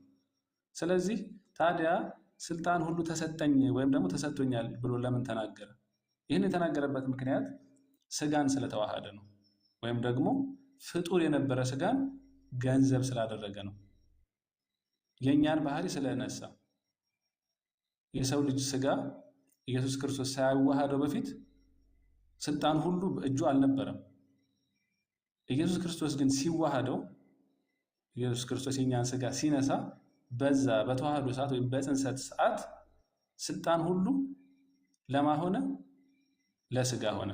ስለዚህ ኢየሱስ ክርስቶስ ስጋን እንደ መንሳቱ መጠን ምን ይላል ማለት ነው? ስልጣን ሁሉ በሰማይና በምድር ተሰጠኝ ማለት አንዳንድ ነገሮችን የማከናወንበት ስልጣን ተሰጠኝ አላለም። የምፈርድበት ስልጣን ተሰጠኝ አላለም። ልብ ብላችሁ አስተውሉ። እዚህ ጋር ስልጣን ሁሉ ነው ያለው። ስልጣን ሁሉ ካለም የቀረ ነገር የለም ማለት ነው። ስለዚህ እኔ ለአንድ ሰው ያለኝን ሁሉ ከሰጠሁት ከኔ እኩል ሆነ ማለት ነው አይደል? ስለዚህ ስልጣን ሁሉ ተሰጠኝ ካለ በባህሪው አምላክ መሆኑን የአምላክነትን ባህሪ ገንዘብ ማድረጉን ያሳየናል ማለት ነው። ኤፌሶን ምዕራፍ 1 ቁጥር 20 እንዲሁም ቆላስይስ ምዕራፍ 1 ቁጥር 16 ስልጣናት ሁሉ የእርሱ እንደሆኑ ያስረዳናል። ብዙ ማስረጃዎች አሉ ስልጣን ሁሉ የእርሱ እንደሆነ አብዛኞቹን ለሚዘርዝራቸዋለች። ስለዚህ ከአምስቱ ማስረጃዎቻችን ኢየሱስ ክርስቶስ አምላክ ለመሆኑ ፈራጅነቱ ማስረጃ መሆኑን ሁለት ማስረጃዎችን በጠቅላላው ጠቅሰናል። ማስረጃ 1 ሁሉን አዋቂ መሆኑ፣ ማስረጃ 2 ስልጣን ሁሉ የእርሱ መሆኑ። የሰማችሁን አይደለም? ስልጣን ሁሉ የእርሱ መሆኑ። ሙባረክ ምንም አልገባኝም እያለ ነው። እሺ እንግዲህ እናስረዳሃለን። በህይወትና በሞት ላይ ስልጣን ያለው መሆን አለበት። የሚፈርድ አካል በህይወትና በሞት ላይ ስልጣን ያለው መሆን አለበት። በህይወትና በሞት ላይ ስልጣን ከሌለው ሁሉን ቢያውቅ እንኳን ፈርዶ ህይወትን ሊሰጥ አይችልም። ለአንድ ሰው ፈርዶለት ህይወትን ሊሰጥ አይችልም፣ ወይም ደግሞ ፈርዶበት ወደ ሞት ሊያሰናብተው አይችልም። ኢየሱስ ክርስቶስ ግን እንደዚህ ይላል። ዮሐንስ ወንጌል ምዕራፍ 10 ቁጥር 17 ላይ ነፍሴን ደግሞ አነሳት ዘንድ አኖራታለሁ፣ ስለዚህ አብ ይወደኛል ካለ በኋላ እኔ በፈቃዴ አኖራታለሁ እንጂ ከእኔ ማንም አይወስዳትም። ለአኖራት ስልጣን አለኝ፣ ደግሞ ላነሳት ስልጣን አለኝ። ይህችን ትእዛዝ ከአባቴ ተቀበልኩ ይላል። እስቲ ከኛ መካከል አሁን በህይወት ላይ ስልጣን ኖሮት ነፍሴን ላኖራት ወይም ደግሞ ላስቀምጣት፣ አሁን አንድ ሰው የሆነ ቦታ ሲሄድ በአደራ እንደማስቀመጥ አይነት ማለት ነው። ነፍሴን ላስቀምጣት፣ ከዛም ደግሞ በፈለግኩ ሰዓት ደግሞ ከሙታን መካከል ለመነሳት ላነሳት ስልጣን አለኝ የሚል ከፍጡራን መካከል ያሳይ። ይህ ስልጣን በህይወትና በሞት ላይ ስልጣን ያለው የእግዚአብሔር ብቻ ነው። ስለዚህ ያ ሰው ሆኖ በሐዋርያት ዘመን የተመላለሰው አካል እግዚአብሔር መሆኑን ይህ ቃል ግልጽ ሆኖ ያስረዳናል ማለት ነው። ነፍሴን ለአኖራት ስልጣን አለኝ፣ ላነሳትም ስልጣን አለኝ። ስለዚህም ቅዱስ ጳውሎስ ይህንን ጌታ እንደዚህ ብሎ ይገልጸዋል። ሁለተኛ ጢሞቴዎስ ምዕራፍ 4 ቁጥር 1 ላይ በእግዚአብሔር ፊት በሕያዋንና በሙታን ላይ ሊፈርድ ባለው በጌታ በኢየሱስ ክርስቶስ ፊት በመገለጡና በመንግስቱ እመክርሃለሁ። በሕያዋንና በሙታን ላይ በህይወትና በሞት ላይ ስልጣን ባለው በማ በኢየሱስ ክርስቶስ ፊት በጌታ በኢየሱስ ክርስቶስ ፊት በመንግስቱ እመክርሃለሁ እያለ ልጁን ጢሞቴዎስም እንዲህ ብሎ ይሰብከዋል። ቃሉን ስበክ፣ በጊዜውም አለ ጊዜውም ጽና፣ ፈጽመ እየታገስክና እያስተማር ዝለፍ፣ ምከር፣ ገስጽ እያለ ይመክረዋል ማለት ነው። ስለዚህ በሕያዋንና በሙታን ላይ በህይወትና በሞት ላይ ስልጣን ያለው ማን ነው? እግዚአብሔር። ያ እግዚአብሔር ማን ሆኖ ተገልጧል? ክርስቶስ ወይም ኢየሱስ ተብሎ በምድር ላይ ተገልጧል። እራሱ ደግሞ ምን ይላል? በህይወትና በሞት ላይ ስልጣን ስለመኖሩ ምን ብሎ ይናገራል? የዮሐንስ ራእይ ምዕራፍ 1 ቁጥር 17 ላይ ለዮሐንስ ተገልጦለት ነበረ ጌታችንና መድኃኒታችን ኢየሱስ ክርስቶስ። ባየሁትም ጊዜ እንደ ሞተ ሰው ሆኜ ከእግሩ በታች ወደቅሁ አለ ዮሐንስ። ቀኝ እጄንም ጫነብኝና እንዲህ አለኝ። ኢየሱስ ምን አለው? አትፍራ፣ ፊተኛውና መጨረሻውም ሕያውም እኔ ነኝ ካለው በኋላ ሞቼም ነበር፣ እነሆም ከዘላለም እስከ ዘላለም ድረስ ሕያው ነኝ፣ የሞትና የሲኦል መክፈቻ አለኝ አለ። አይታችሁታል? ስልጣን እንዳለው ግልጽ በሆነ ቃል ነገረው። ከዘላለም እስከ ዘላለም ሕያው ነኝ አለ። ምናልባት እኛ ሰዎች እግዚአብሔር በሰጠን ጸጋ ከተወለድንበት ወይም ከተፈጠርንበት ጊዜ ጀምሮ እስከ ዘላለም ሕያው ልንሆን እንችላለን። ግን መነሻ አለ። ከዘላለም ተብሎ አይነገርልንም። ይህ አካል ኢየሱስ ክርስቶስ ግን ምን ብሎ ተናገረ? ከዘላለም ብሎ ነው የጀመረው። ከመቼ እስከ መቼ? ከዘላለም እስከ ዘላለም። ሞቼም ነበርሁ ብሎ ነገረው። መሞቱን ሲያዩ አንዳንዶች መነሻ ያለው እንዳይመስላቸው መነሻው ዘመን የተቆጠረለት በስጋ እንደሆነ እንዲረዱ ያ ሞቶ የነበረው የተነሳው አካል ምን አለ? ከዘላለም እስከ ዘላለም ድረስ ሕያው ነኝ። የሕያውነቱ ደግሞ ምክንያት ምንድን ነው? የሞትና የሲኦል መክፈቻ አለው። ስለዚህ ስልጣን አለው። ለእኛም የዘላለም ሕይወትን ቃሉን ብንጠብቅ ባንጠብቅም ደግሞ የዘላለም ሞትን ሊፈርድብን ወይም ሊፈርድልን ይችላል ማለት ነው። እንቀጥላለን። ሶስተኛው የአምላክነት ማስረጃ ጻድቅ ፈራጅ ወይም ደግሞ ጀስት መሆን አለበት። አሁን ሁለት ማስረጃዎችን አይተናል አይደለ? አንደኛ ባለስልጣን በህይወትና በሞት ላይ ስልጣን ሊኖረው ይገባል። ሁለተኛ ሁሉን አዋቂ መሆን አለበት የሚለውን በደንብ አይተናል። ሶስተኛ ጻድቅ ወይም ደግሞ እውነተኛ ፈራጅ መሆን አለበት። አሁን ከፍጡራን መካከል አንዱን ብድግ አድርጋችሁ ፍረድ ማለት አይቻልም። ለምን? እያንዳንዱ ሚዛኑ የተወሰነ ነው። ምክንያቱም ፍጹም ጻድቅ እግዚአብሔር ብቻ ስለሆነ ማለት ነው። እያንዳንዱ ሚዛኑ የተወሰነ ነው። እያንዳንዱ ጻድቅ ማለት ነው። ታዲያ በባህሪው ጻድቅ የሆነ ወይም ደግሞ ሌሎችን ቢያጸድቅ የጸጋ ጽድቅ ቢሰጣቸው የጽድቅ ምንጭ ወይም ደግሞ የእውነተኛ ሚዛን ምንጭ የሆነው እግዚአብሔር ነው። ስለዚህ የሚፈርደው አካል በመጨረሻው ቀን በሰዎች ሁሉ ላይ የሚፈርደው አካል ምን መሆን አለበት? ይህንን ባህሪ ማሟላት አለበት፣ ወይም ደግሞ ፈጣሪ ብቻ መሆን አለበት ማለት ነው። ኢየሱስ ክርስቶስ ጻድቅ ፈራጅ መሆኑ በመጽሐፍ ቅዱስ በብዙ ቦታ ተነግሯል። ቅድም እህታችን ያነበበችልን አንዱ ጥቅስ ምን ይላል? ሩጫዬን ጨርሻለሁ ይልና እውነተኛው ጻድቅ ኢየሱስ ክርስቶስ ያንን አክሊል ለእኔ ያስረክባል የሚል ቃል አለ። እግዚአብሔር ብቻ እውነተኛ ፈራጅ መሆኑን ወይም ደግሞ እግዚአብሔር ብቻ ጻድቅ መሆኑን ከሚያስረዱን የመጽሐፍ ቅዱስ ጥቅሶች መካከል የማቴዎስ ወንጌል ምዕራፍ 12 ቁጥር 11 እና 12 ላይ ያሉት ቃላት ይገኙበታል። እዛ ላይ ምን ነገር ያስረዳናል? ጻድቅ ፈራጅ ማለት ለምሳሌ ቅን ፈራጅ ማለት ለሚፈርድበት አካል ምን ማድረግ አለበት? የሚሰጠውን ሕግ የሚፈጽምበት ኃይል መስጠት አለበት። የሚፈጽምበትን ሕግ አሁን ጹም ካለ የሚጾምበትን ኃይል ወይም ደግሞ መጽውት ካለ የሚመጽውትበትን ኃይል ወዘተርፈ መስጠት አለበት። መስራት እንደሚቻል ደግሞ ማስረጃዎችን ያስቀምጣል። ይሄ ነገር ይከብዳል ብሎ እንዳያመካኝ ደግሞ ምን ያደርጋል? ማስረጃዎችን ያቀርባል። እግዚአብሔር እንደዛ ነው። ለሰዎች የሚሰጠን ሕግ መስራት የሚቻል ነው። መስራት እንደሚቻል ደግሞ ማስረጃዎችን አስቀምጠውልን ያለፈው።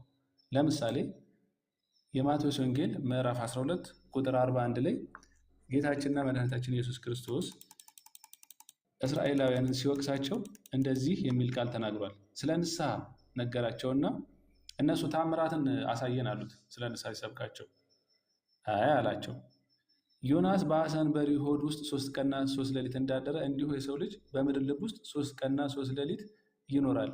ከዚህ ሌላ ምልክት አይሰጣችሁም አላቸው። ምልክት ስጠን ሲሉት ለዚህ ክፉና መንዝራ ትውልድ ምልክት ይሻል፣ ከነቢዩ ከዮናስ ምልክት በስተቀር ምልክት አይሰጠውም ወይም ደግሞ ታምራት አይሰጠውም ይላቸውና ዮናስ በአሳ አንበሪ ሆድ ውስጥ 3 ሌሊትና 3 ሌሊት እንዳደረ የሰው ልጅ ወይም እኔ ማለቱ ነው በምድር ልብ ውስጥ 3 ቀንና 3 ሌሊት ይኖራል ወይም ደግሞ በመቃብር ውስጥ 3 ቀንና 3 ሌሊት አድራለሁ ብሎ ከነገራቸው በኋላ ይህንን ምልክቴንም ግን አይታችሁ አታምኑም፣ አይታችሁ ግን ማመን ነበረባችሁ። ለዚህም ደግሞ ማስረጃ ብሎ ማንን ያቀርብላቸዋል? በዮናስ ዘመን የነበሩ ሰዎችን ያቀርብላቸዋል። ቁጥር 41 ላይ የነኔ ሰዎች በፍርድ ቀን ከዚህ ትውልድ ጋር ተነስተው ይፈርዱበታል፣ በዮናስ ስብከት ንስሐ ገብተዋልና እነሆ ከዮናስ የሚበልጥ ግን በዚህ አለ ይላል። ይህን ቃል ልብ አድርጋችሁ ስሙት። የነነ ሰዎች ከዚህ ትውልድ ጋር ተነስተው የምትል ቃል አለች። ተነስተው ማለት በትውልድ ላይ ነው የሚነሱበት፣ በትውልድ ላይ በዛ ትውልድ ላይ። ከዛስ ምን ያደርጉበታል? ይፈርዱበታል። ስለ ትንሣኤ ሳይሆን እየተናገረ ያለው ይከራከሩታል ወይም ምስክር ይሆኑበታል እያለ ነው እየተናገረ ያለው። ምክንያቱም ከዚህ ትውልድ ጋር ብሎ ስፔሲፊክ አድርጎ ይናገራል። ከዛስ በዮናስ ስብከት ንስሐ ገብተዋልና የምትል ቃል አለች። በዮናስ ስብከት ንስሐ ስለገቡ ለምንድን ነው ለዚህ ትውልድ ምስክር የሚሆኑበት? ይሄ ትውልድ ወይም በዛ ጊዜ በክርስቶስ ጊዜ የነበረው ትውልድ ራሱ ክርስቶስ አለው፣ ከዮናስ የሚበልጥ በዚህ አለና ብሎ እንደተናገረው የነኔ ሰዎች ከክርስቶስ በሚያንሰው ወይም ደግሞ ክርስቶስ በላከው እንኳን አምነው ንስሐ ገቡ፣ በዮናስ ጊዜ የነበሩ ሰዎች። እናንተ ግን እኔን እንኳን አይታችሁ ንስሐ መግባት አልቻላችሁም። ንስሐ መግባት ግን ትችሉ እንደነበረ እነሱ ምስክር ይሆኑባችኋል ሲል የነነዌ ሰዎች በዚህ ቀን ከዚህ ትውልድ ጋር ተነስተው ይፈርዱበታል አለ። ስለዚህ ነጥባችን ምንድነው? እዚህ ጋር የምናሰምረው ነጥብ እግዚአብሔር የሚሰጠው ሕግ ወይም ደግሞ የሚሰጠው ትእዛዝ ሊተገበር የሚችል ነው። ምን ስለሆነ? ቅን ፈራጅ ስለሆነ። እዛው ቁጥር 42 ላይ ንግሥተ አዜብ በፍርድ ቀን ከዚህ ትውልድ ጋር ተነስታ ትፈርድበታለች። ተነስታ ሲል ተሟግታው ማለት ነው። የሰለሞንን ጥበብ ለመስማት ከምድር ዳር መጥታለችና። አያችሁ፣ ንግሥተ አዜብ በዛ ዘመን እንኳን ሰለሞን ጥበበኛ ነው ሲባል ከምድር ዳር መጣች። እናንተ ግን አላሁን ለምንድን ነው እንደሚፈርድባቸው ለምን ምስክር እንደምትሆንባቸው ሲያስረዳ እነሆ ከሰለሞን የሚበልጥ ከዚህ አለ። ከሰለሞን የሚበልጠው ማን ነው? ክርስቶስ። ከሰለሞን የሚበልጠው እዛው አጠገባቸው ቆሞ አያምኑበትም፣ ግን ማመን ትችሉ ነበር። እንኳን ከሰለሞን የሚበልጠው በአጠገባቸው ቆሞ ከሰለሞን ሰለሞን ራሱ ኖሮ ወይም ከኔ እጅግ የሚያንሰው ሰለሞን ኖሮ የእሱን ጥበብ ለመስማት ከምድር ዳርቻ የመጣችው አዜብ እንኳን አምና እግዚአብሔርን ተከተላለች። እናንተ ግን አጠገብ እያላችሁ አልተከተላችሁኝም። ስለዚህ ሊፈረድባችሁ ይገባል። ምክንያቱም እኔ ቅን ፈራጅ ስለሆንኩኝ ሰውን ያለ አቅሙ ማልፈርድ ስለሆነ በአቅማችሁ የሰጠኋችሁን ትእዛዝ አልፈጸማችሁም እያለ ምስክር ያቀርባል ማለት ነው። ይህን የመሳሰሉ ቃላት ለምሳሌ ማቴዎስ ወንጌል ምዕራፍ 19 ቁጥር 28 ላይ ተጽፏል። እናንተ የተከተላችሁኝ በዳግም ልደት የሰው ልጅ በክብሩ ዙፋን በሚቀመጥበት ጊዜ እናንተ በ12ቱ የእስራኤል ነገድ እንድትፈርዱ በ12ቱ ዙፋን ትቀመጣላችሁ ይላል ሐዋርያትን። አሁን እዚህ ጋር እየተናገራቸው ያለው ስለማን ነው? 12ቱ የእስራኤል ነገድ ብሎ ለይቶ የተናገራቸው። በፍርድ ቀን የሚፈረድባቸው ግን 12ቱ የእስራኤል ነገድ ብቻ ናቸው አይደሉም። ታዲያ በ12ቱ የእስራኤል ነገድ ለምን ብሎ ተናገረ? ምክንያቱም ሐዋርያትም 12ቱ የእስራኤል ነገድም የተገኙት ከየት ነው? ከአንድ ምድር ነው የተገኙት። የሰሙት ምን አይነት ሕግ ነው? አንድ አይነት የሙሴን ሕግ ነው። የበሉት ምግብ አንድ ነው፣ የጠጡት ውሃ አንድ ነው። በአንድ ፀሐይ ስር ነው የኖሩት። እንደዛ ሆነው ግን ሐዋርያት ሲያምኑ የአይሁድ ወገን አላመኑ። ስለዚህ ለነዛ ምስክር ትሆኑባቸዋላችሁ ለማለት በ12ቱ የእስራኤል ነገድ ትፈርዱባቸዋላችሁ ብሎ ተናገረ ማለት ነው። እነዚህን ቃላት እነዚህን የነነዌ ህዝቦች ይፈርዱባቸዋል፣ አዜብ በፍርድ ቀን ትፈርድበታለች የሚለውን ወይም ደግሞ በ12ቱ የእስራኤል ዙፋን ተቀምጣችሁ ትፈርዳላችሁ የሚሉትን ጥቅሶች አለ ምክንያት አላመጧቸው። እነዚህን ጥቅሶች አምጥተው ልብ በሉና አዳምጡኝ። እነዚህን ጥቅሶች አምጥተው ተቃዋሚዎች ያለ አውዳቸው ወይም ያለ አገባባቸው ምን ለማለት ይሞክራሉ? እነዚህም ሰዎች እንኳን ፈራጆች ተብለዋል ብለው የመጨረሻውን ፍርድ የሚፈርዱ አስመስለው ስለሚያቀርቧቸው ነው። እዚህ ጋር ግን በኮንቴክስቱ እንዳያችሁት እነዛ ሰዎችን ፈርደው ወደ ገሃነም ወይም ደግሞ ፈርደው ወደ ገነት የሚልኩ መሆናቸውን ሳይሆን የሚያሳየው መፈራረጃ ወይም ደግሞ ምስክር መሆናቸውን ብቻ ነው የሚያሳየው ማለት ነው ጥቅሶቹ። ስለዚህ እውነተኛ ፈራጅ አንደኛው ባህሪው፣ ሶስተኛው ቅን ፈራጅ ወይም ደግሞ ጀስት መሆን አለበት። ሌሎች የቀሩን ብዙ ነጥቦች አሉ። ሰዓቱ በጣም እንደገሰገሰ ይሰማኛል። እዚህ ላይ ገታ እናድርገውና እግዚአብሔር ከፈቀደ ነገ ወይም በሌላ ቀን ኢየሱስ ክርስቶስ ለምን እውነተኛው ፈራጅ እንደሆነ አራተኛና አምስተኛ ነጥባችንን እናቀርባለን ማለት ነው እና የሚነሱ ጥያቄዎችንም እንመልሳቸዋለን። እግዚአብሔር ያክብርልን፣ ቃለ ሕይወትን ያሰማልን። ነው የአባቴ ብሩካን የምትለው አዲያችን ጥዑም ድምጽ ያሰማልን። እግዚአብሔር አምላካችን ጸጋውን ያብዛልህ ወንድም አለ። በእውነት እግዚአብሔር አምላካችን ያክብርልን። እስካሁን ድረስ እንግዲህ ከ3 ሰዓት ጀምሮ እስካሁን 2 ሰዓት ምናምን የሚሆን ነው የተነጋገርነው እና ብዙ ነገሮች እንደጨበጣችሁ ከወንድማችን እርግጠኛ ነኝ ብዬ አስባለሁ።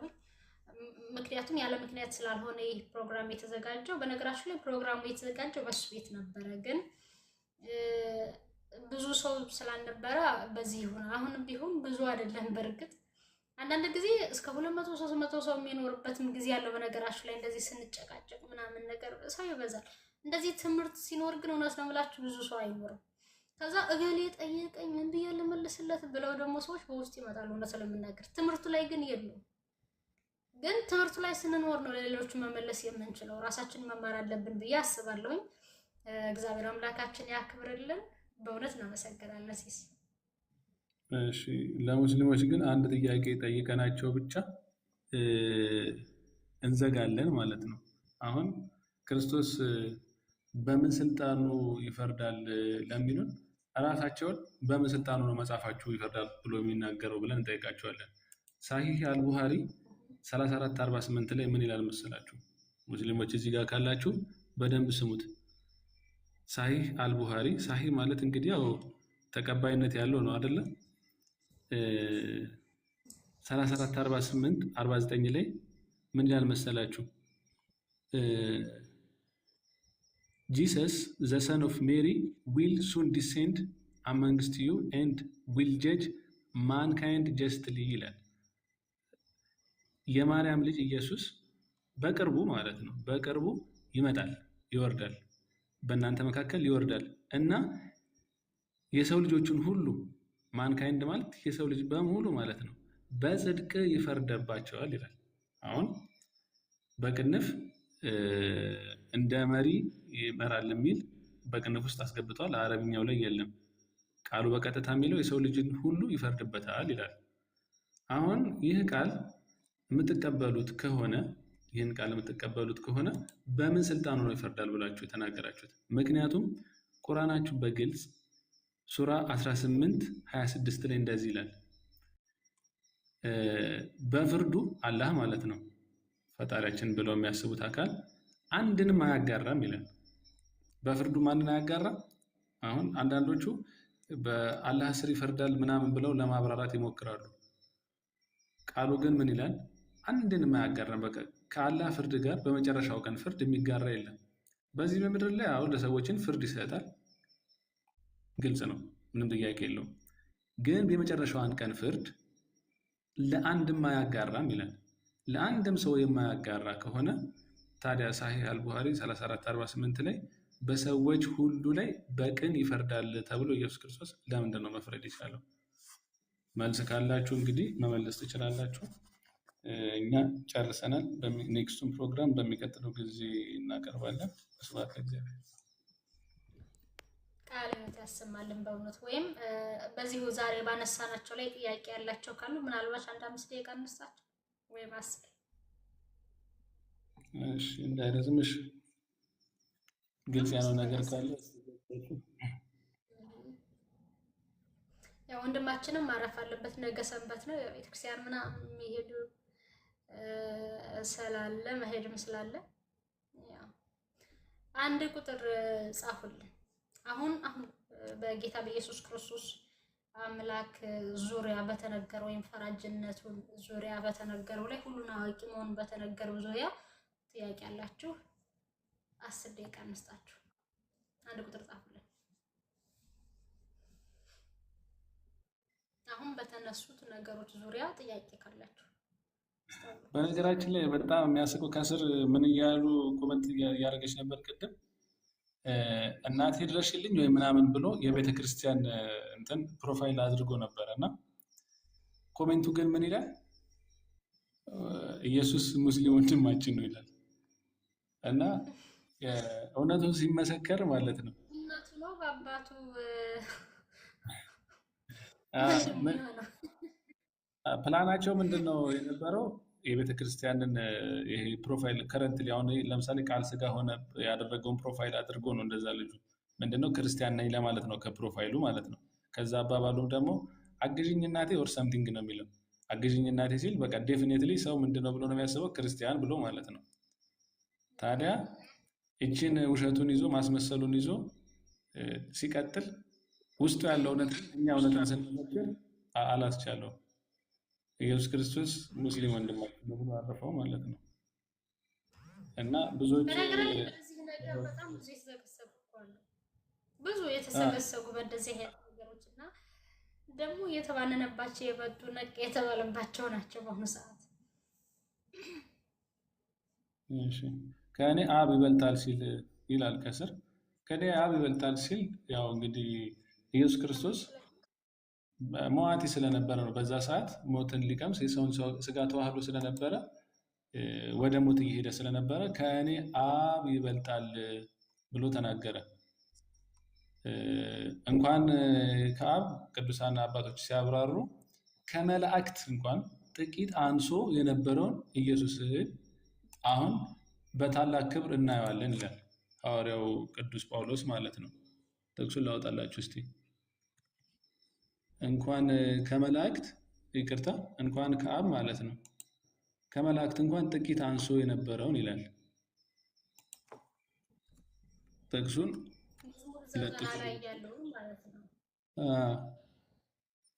ዕብራውያን 2:6 ላይ ይታያቸዋል። ስለዚህ ስለ ቴምፖራሪ ነገር ነው እየተናገረ ያለው። ነገር ግን ይላል እስቲ እናውጣው። ዕብራውያን 2:6 እንደዚህ ላደርገውና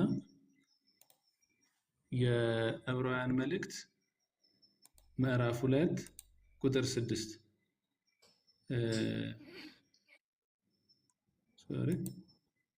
ቁጥር 9 ላይ ነው። ቁጥር 9 ላይ ሁሉን ከእግሮቹ በታች አስገዛህለት ብሎ መሰከረ።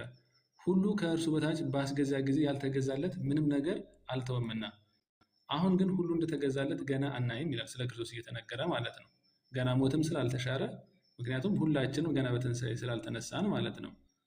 ነገር ግን አለ ነገር ግን ያም ባይሆን እንኳ ግን በእግዚአብሔር ጸጋ ስለ ሰው ሁሉ ሞትን ይቀምስ ዘንድ አያችሁ ከመላእክትም ይልቅ ጥቂት አንሶ የነበረውን ኢየሱስ ከሞት መከራ የተነሳ የክብርና የምስጋና ዘውድ ተጭኖ እናየዋለን።